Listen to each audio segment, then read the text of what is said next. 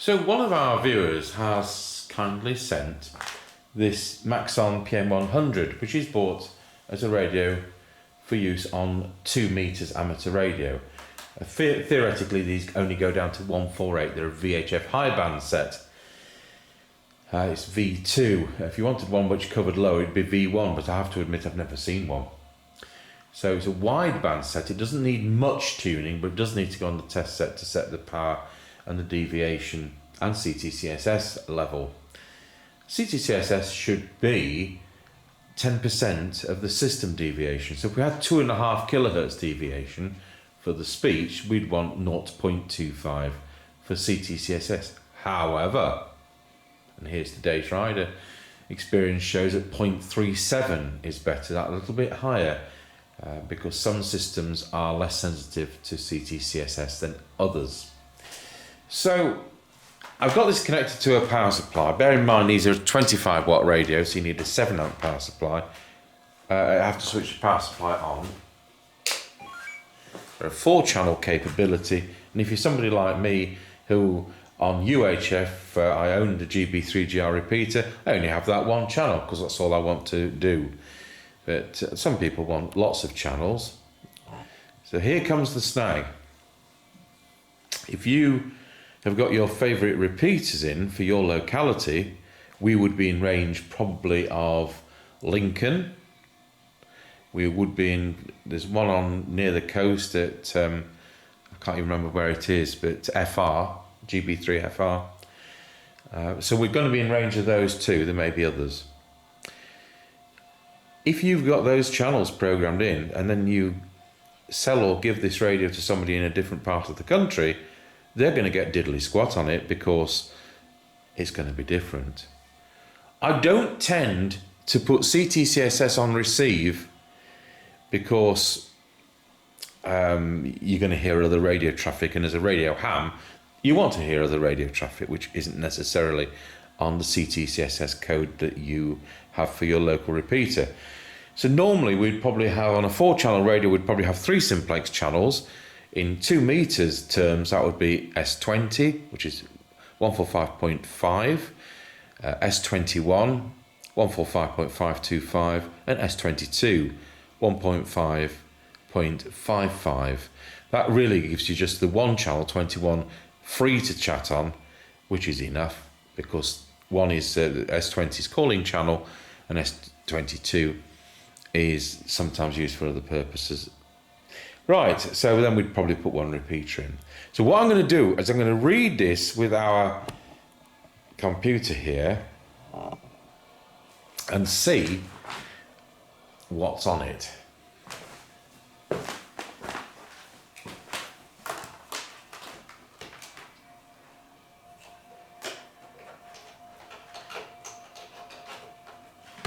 So these radios were £299 plus VAT, so you're looking at 350 plus when they were new, and there was certainly a set which were, when we find it, were like late 1990s and the early 2000s, and they work well, but I do think the PM150s work that little bit better. So we're going to read that back. Let's see.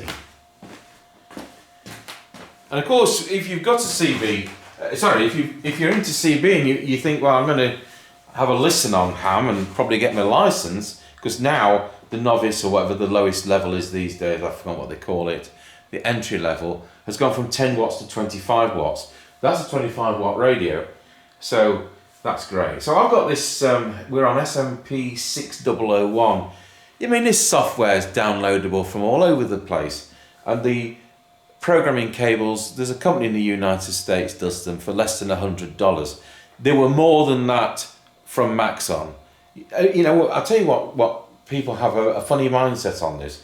These radios were 300 quid, as we've said. So, in my opinion, you can spend money on it if you've only got it for a £5 or you've been given it or whatever. But some people have the other mindset, well, I've only paid a £5 for it, so I'm not going to spend anything on it. So, read radio.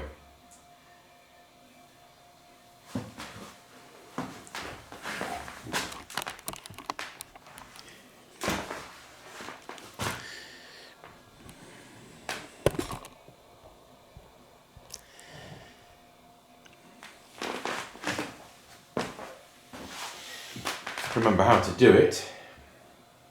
And with a black and white screen on this is colour software, so it's very difficult to see what's being highlighted. So hopefully we're in the right COM port. I'll see what happens. So it's a matter of switching the radio on, pressing the monitor button, and the instructions are here. Please ensure the radio is connected to the computer and switched off. Please don't hold down the monitor button, switch the radio on. The busy light will flash. Release the monitor button after the first flash. So switch it on. And then we press the monitor button. And it is reading it.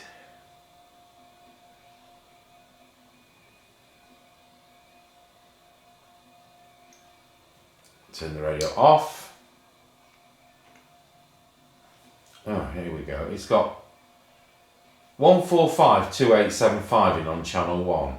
Well, what is the chance of picking anybody up on that?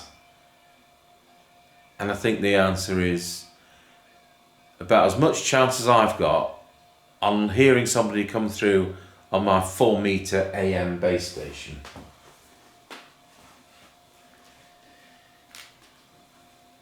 So, I mean, I think that's the daftest frequencies we've put in that's possible.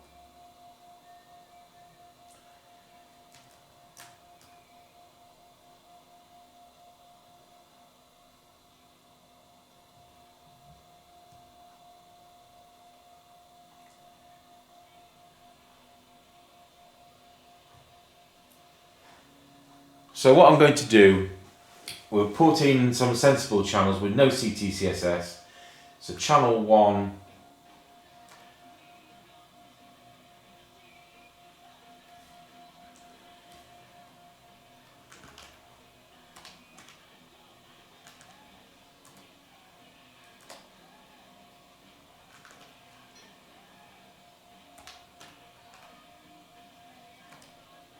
high power and no option.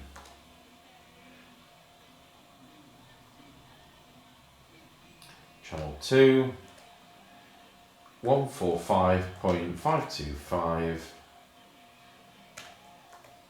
no CTCSS, 145.525, high power, no option.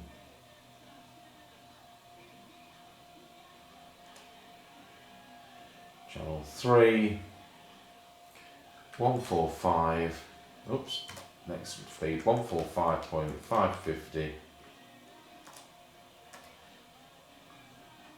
145.550,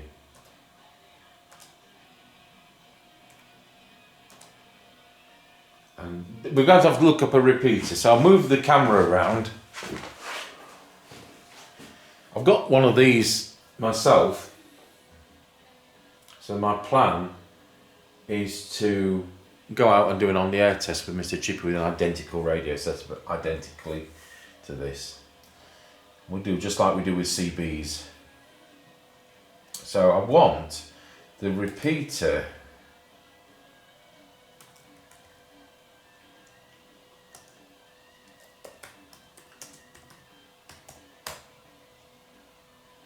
it says no internet. Okay.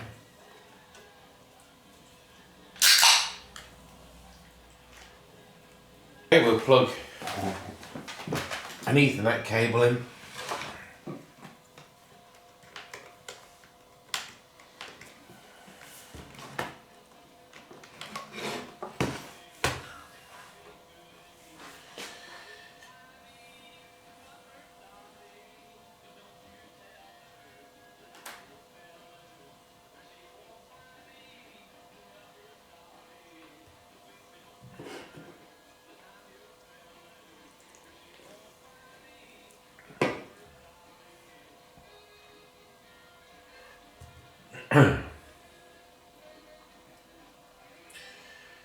So what I was thinking of,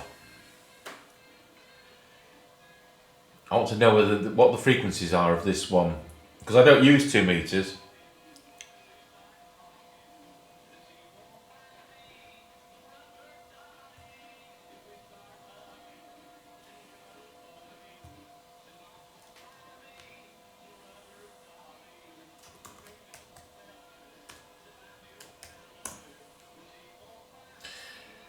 So GB3FR says it's operational at Spilsby, Lincolnshire. So that's what I was thinking of. So with that information,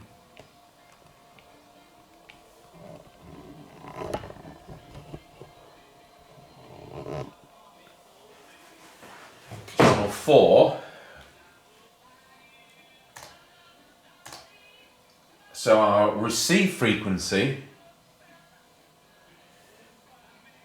is, it says output of the repeater is 145.775. So 145.775. Well, this must be 40 odd miles from here, I'm sure. In fact, we'll check that on Google in a bit. But we should be able to get in from the roof aerial. And we want CTCSS. I'm not going to have a receive CTCSS, so we'll have no option for that. But so our transmit frequency is 145.175. 145.175. And we're at high power, which is going to be 25 watts. And we're going to select a CTCSS term, which is going to be a nightmare off this screen. And our CTCSS is what? Oh, I haven't got the foggiest, so we have to... It's 71.9.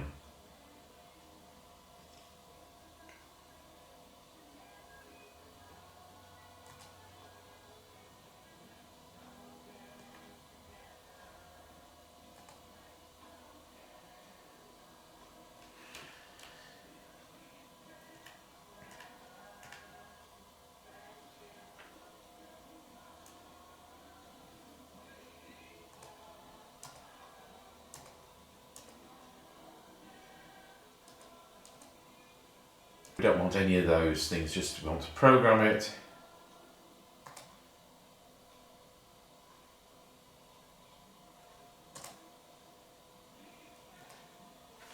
So this time we switch the radio on, holding the monitor button, waiting for 2 flashes of the light. And then hopefully it'll read it and transmit it into the radio.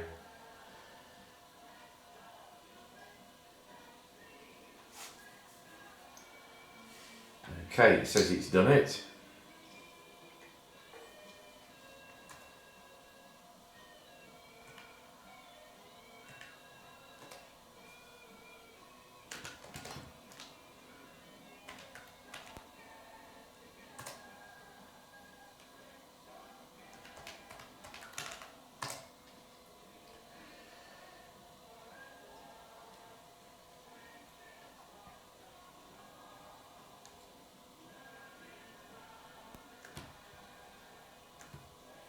Right, I'm going to read the radio back.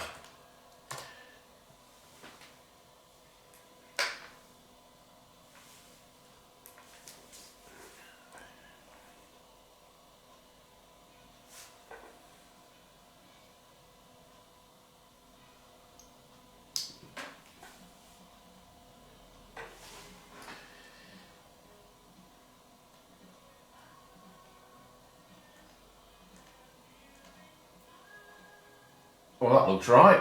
That's like what we put in. So we'll go over back to this computer.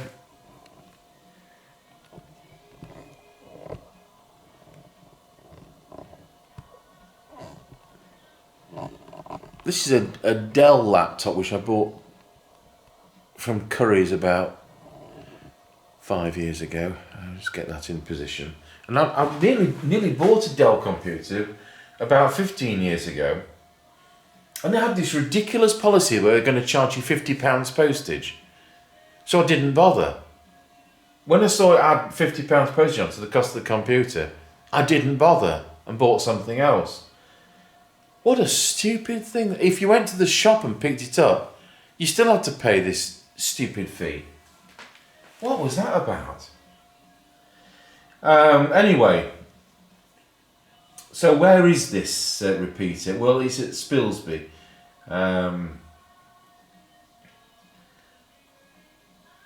Coverage map available, it says.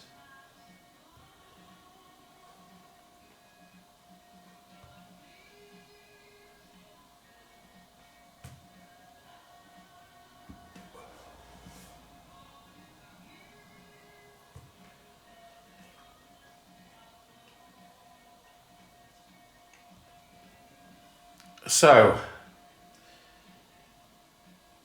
goodness me, have I got the right glasses for this?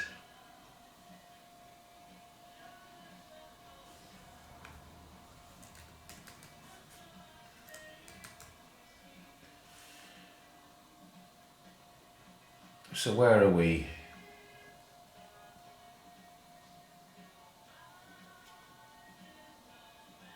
Well, there's Lincoln.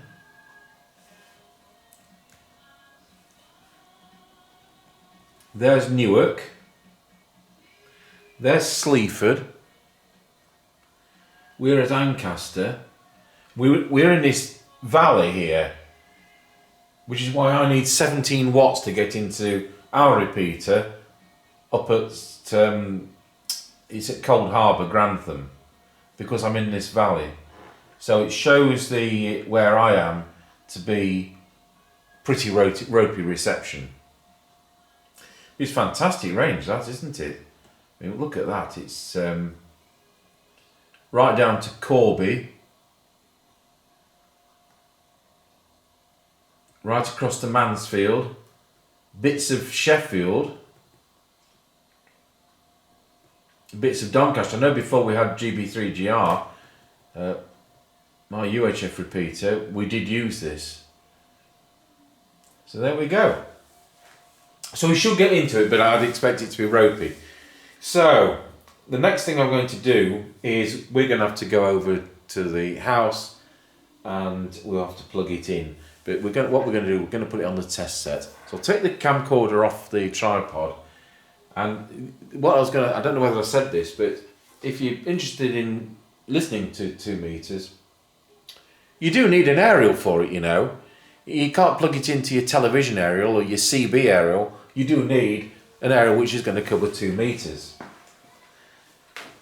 Just here, just above the gutter height, and we've got 3 aerials on it. I think this, I don't know which one's which. That one could be 4 meters, and that one could be 2 meters, and that one could be 70 sems. And then behind that we've got on a separate mast, we've got the Antron 99 without a ground plane kit, as I say, just mounted above gutter height, and that's what we do on the air tests with. So there we are, 2 meter aerials. I mean, they don't have to be as posh as these, but there's cheap aerials out there for 2 meters. Okay, so we've got it on a different power supply because our normal power supply is, what is it, 2.5 amps? 3 amps, something like that. But because these draw 7 for 25 watts output, well, of course we need a different power supply, which, because we do business radio, of course we do have that. So I need an adapter to plug the BNC into this. That was a good start. I sat down here without the adapter. We don't use this bench for anything but CB. But we haven't got cameras on the other benches, so that's going to be it. Where's all the adapters gone? Well, that was a good start to the video. Okay, so we've got an adapter, borrowed it off our radio, which we use. Do you know what? I've now come here without the microphone. God, I'm going to be in a care home at this rate.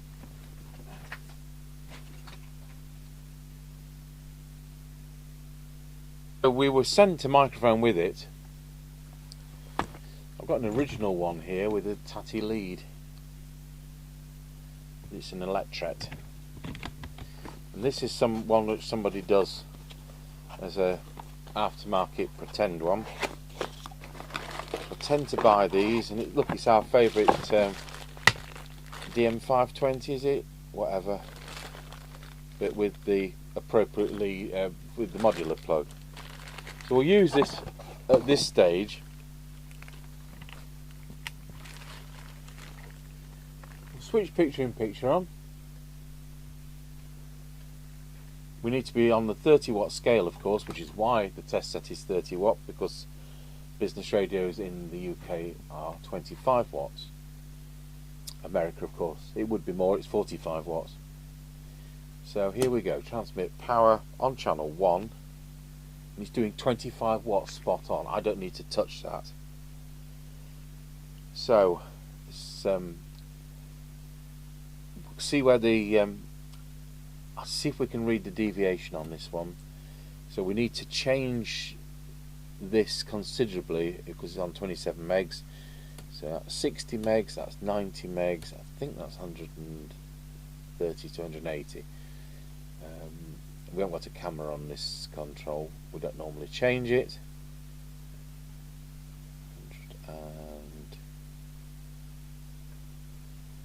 145 we want. Wallow.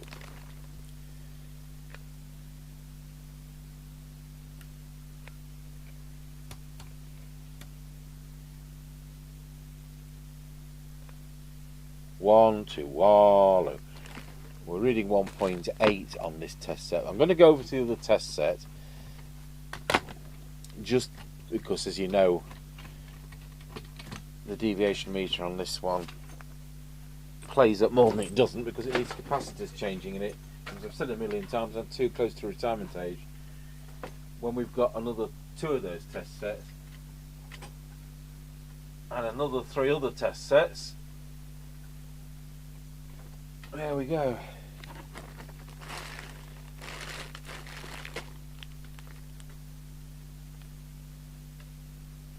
Wow, it's actually 2.5. So what I'm going to do, that's fine, don't need to touch it. I'm going to just key up, not say anything, and see what the deviation says for CTCSS. So we need to go onto channel 4, which is where I program that repeater.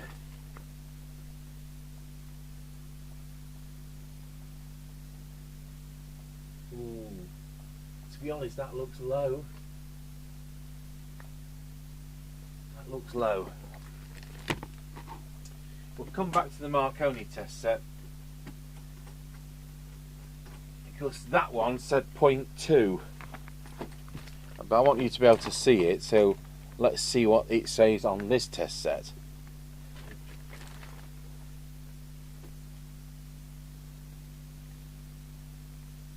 On this one it says, if that's 1, it actually says 0.4, so it's slightly high. So we've got, one says 1, one says the other.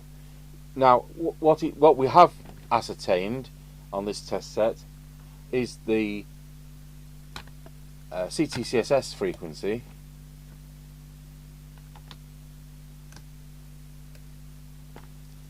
So if I just put this onto the frequency display, it says 70, isn't it? 70, 71, 72, and of course it's 71.9. So we know that's set right. So I've actually every faith that it is set up right. Radio's drawing 6 amps for its 25 watts output, which is right.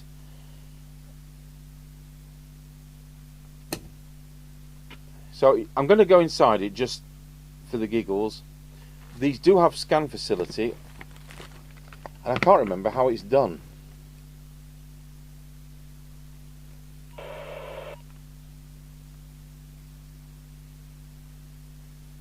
I think you've got to only have 3 channels programmed and use the 4th as a scan channel. Anyway, that other people can tell you that, or you can read the instruction books yourself. So just for giggles, we're going to go inside it,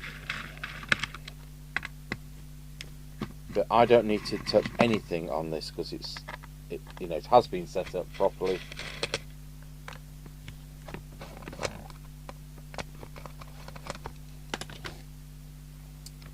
But I'm glad I've set all the test gear up, because the one that I'm about to do, which I bought off eBay a couple of years back, is going to be straight off a taxi fleet, so it's going to want adjustments.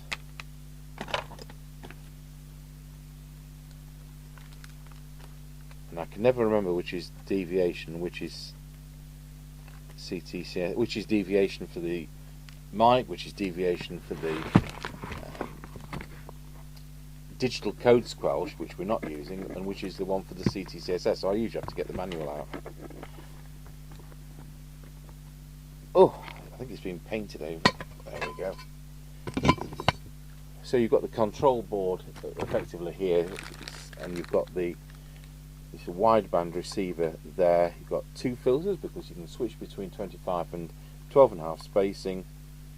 You see, this is what CB should be doing. There should be a different filter for AM than there is to FM.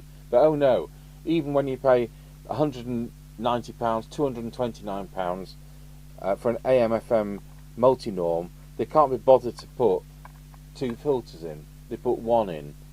So it's always going to be a compromise, especially on AM. So in this case, they've got two filters. Our VCO test point is there, but of course it's already been set with the trimmer there. So we've got detector, FM detector, and we've got. I'll tell you what, we'll check that for giggles. Some of these are labelled, probably, well, no more than the RV number.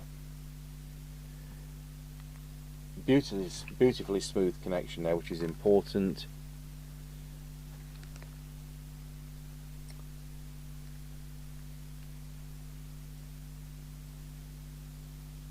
Yeah, I would definitely have to get the manual out to try and remember what these are. I have shown these sets before, but usually on UHF. But it's the same thing whether it's UHF or VHF.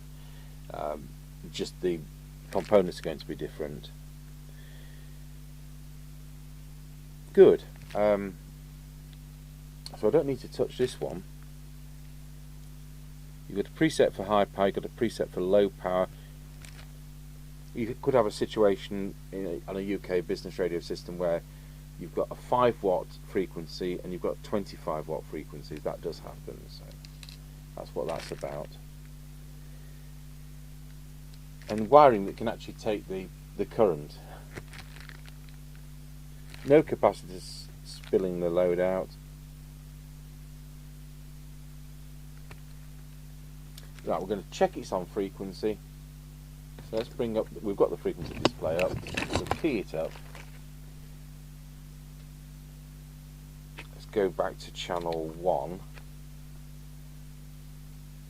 It's 145.55. Well, I mean, that's so close, isn't it?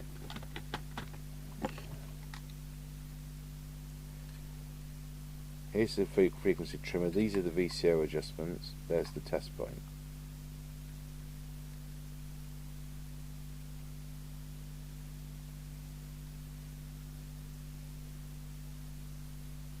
There we go, 145.5. That's that one done. It was absolutely fine as it was. I'm just, fiddling around the edges, and I said we'd look at the detector. So let's put 145 on the signal generator. So we'll keep that display on. Again, I've got to change this big time.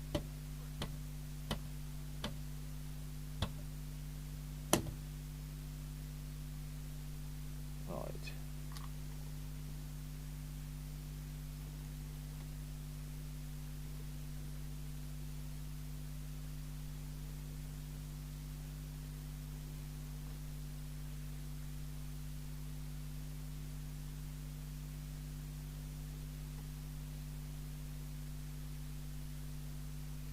it's a very cheap way to get onto amateur radio. And these days, you know, I think the course is, you don't even need to take a course. You just got to need the licensing conditions and a few bits and pieces. It's so much easier, especially since I did the written exam in 1979, and there was only the A license or the B license, and it was basically exactly the same, but you took Morse code to go from a B to an A license, which I did.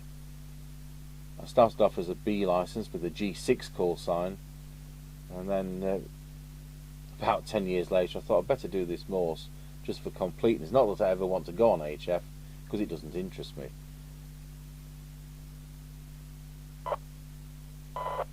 Ooh, it's trying to come through. We're about there.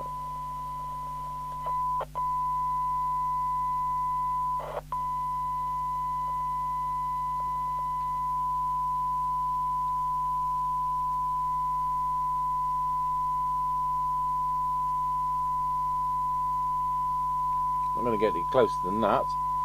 So we'll put our oscilloscope on. We'll plug in, like we would with a CB. We'll plug in the extension speaker.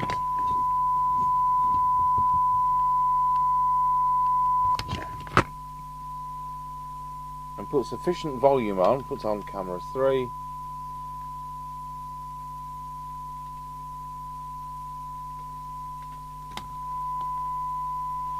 microvolts, just like we would with a CB. That's the detector. We've got a fraction more out of it. Don't touch any of the others. It's needs a lot of test instruments to do that. Just the detector. And there we go. So everything else has been spot on, and this is, I say, it's just fiddling around the edges. The way this has been supplied to the person who sent this to me, he's absolutely spot on. But the channels were, mind you, there might have been 4 channels programmed into this. I didn't look properly, did I? Not helped by the computer being black and white.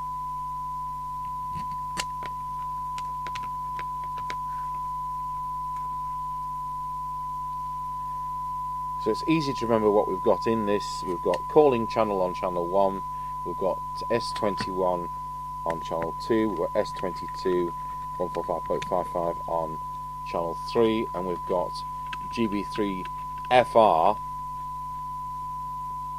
which is about 45 miles away.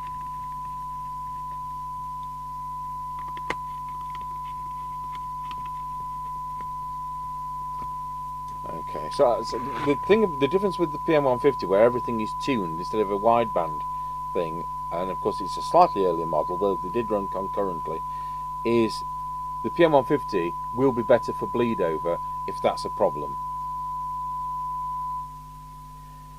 Right, there we are. We are done on here. I'm going to go. We'll go and plug it in onto the aerial in the. We don't have a living room, but you know. The other thing to comment on is that the gentleman who's kindly sent us this has bodged a little lead together for a power lead, but we supply these. So you've probably seen on eBay we've got these T connectors for these particular business radios.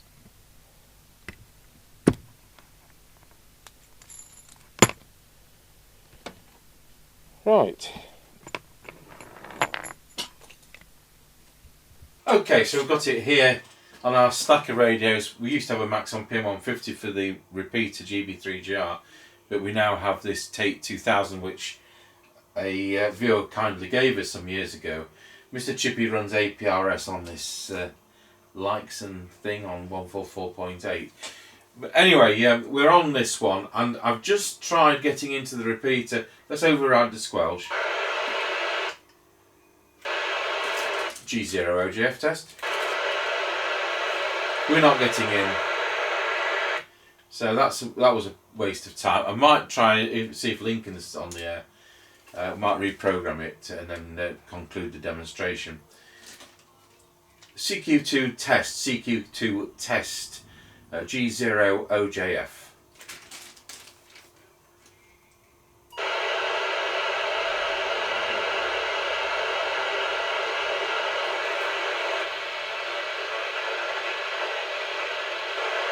Or somebody out there just.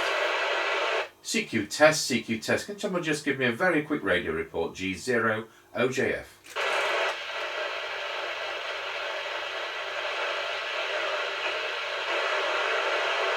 I don't know whether that was aimed at me or somebody else.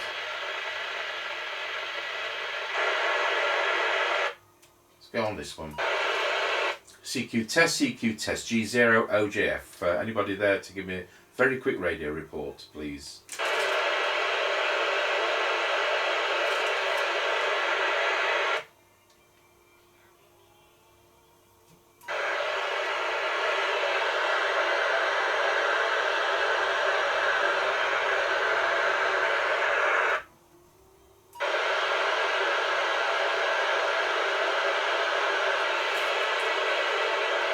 I might conclude this when Mr. Chippie's here because he knows which aerial's best for. Both of them are dual band aerials. They do 77s and 2 meters, but Mr. Chippie knows which one's best, and I think I'll put the best one on. But of course, we're back to the same thing. We're in the middle of nowhere and we're in a valley, so I'll look whether the Lincoln repeater, which is only 20 odd miles away, is on the air. Mr. Chippie and I weren't sure whether it was. So that's why I put FR in. So we'll come back to you, not won't quite conclude the video.